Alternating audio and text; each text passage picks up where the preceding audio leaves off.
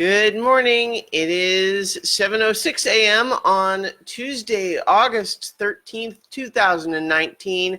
I'm Christiana Ellis, and I am running late because I got distracted with Dungeon Master prep stuff.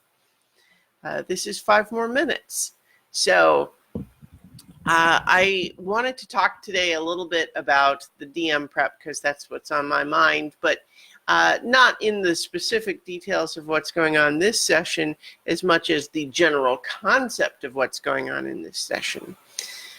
In a game like Dungeons & Dragons or many other sort of adventure type games, it could be a video game or any other tabletop role-playing game, a common adventure structure is that there is some overall goal and that you've got a journey on your way to get there where you may have multiple obstacles, but then you also have sort of a big conflict at the end just before you would achieve that goal, sort of, and we commonly call these the boss fight, right? And now these don't have to be the final boss of the entire adventure, but it can be the climax of an arc, for example. And where my main D&D campaign is right now in the So Many Levels game is that the party has kind of a slightly tiered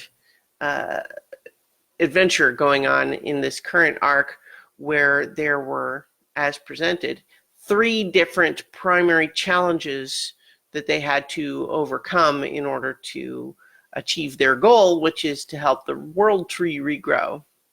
They've already done one, and that particular encounter was, and I let them choose which order they wanted to do, but I wanted each of the 3 to feel like a boss fight, but of course I also wanted them to feel different from one another.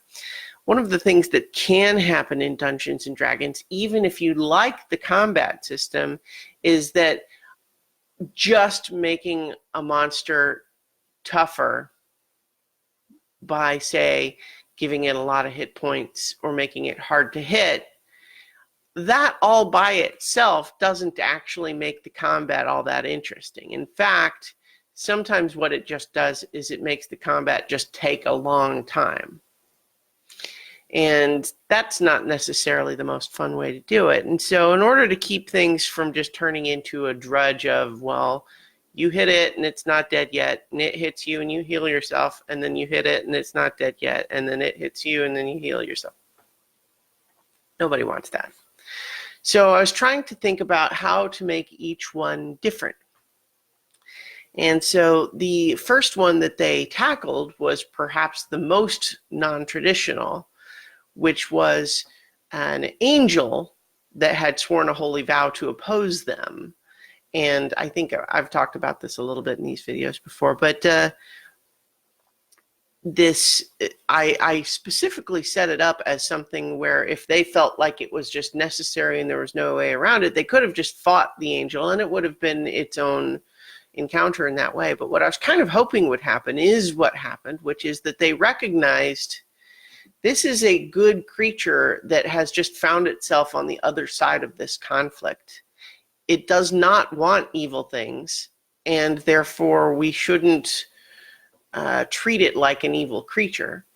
And so what they set about trying to do was to persuade it that there was a higher calling, a higher reasoning for it to give up the previous vow that it had made. And angels in World of Dungeons & Dragons are lawful good, which tends to mean they have a very strict code, which means the idea that you would get one to break a holy vow, even in the service of what might be a higher good, is, let's say charitably, a tough sell. And so I tried to come up with ways to make the discussion, the argument, interesting. And so that was that one went really well. But the one that we're preparing for tonight is more traditional in the sense that it's essentially a big monster and it's definitely evil and they're just basically going to have to fight it. Do they have to kill it? Not necessarily, but they have to get it to go away. And so there are a variety of things that they might do, but this is one that is much more likely to could fall into what I was talking about before, where it's just a big hit point sponge and they just beat on it for a while and we'll see. But in this particular case, what I've decided to do is just kind of draw out the encounter a little bit, have it be a little bit more of like a hit and run type of deal, where they're going to have to chase it.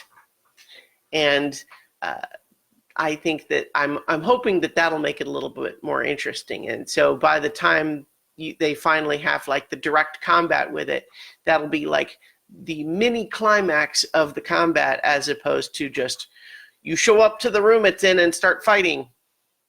And by giving them some opportunities to encounter it in different contexts, I hope that'll keep everything interesting. There's also a number of wild cards in play in this particular combat. For one, they're fighting the sort of the equivalent of an evil god in this world that it's set in, but they've also actually got another one trapped inside a magic artifact, a little bit like a genie's bottle, where if they let it out, it'll actually have to obey them. And so they could just decide, if the fight's not going well, here, other evil god, go fight that one for us. Have to be prepared in case they try that. And of course, also the dice could just go weird on me. You never know.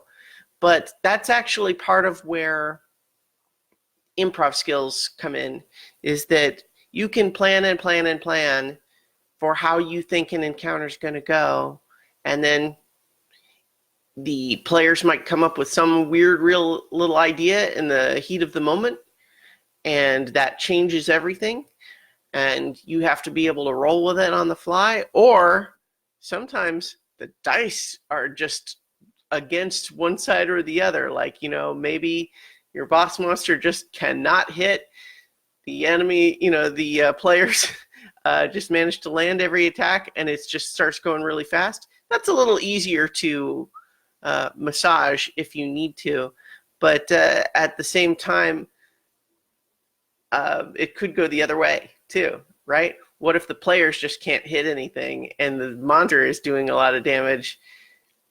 Because, I can't imagine, the idea of a total party kill TPK, I don't think any DM really wants that. Or if they do, you might want to examine what's going on there. But we'll see.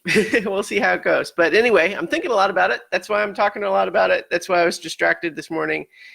And that's why we'll play Dungeons & Dragons later tonight on so many levels. But in the meantime, I've got to get ready for work. So I will talk to you all tomorrow for 5 more minutes, and maybe I'll give you an update on how it went.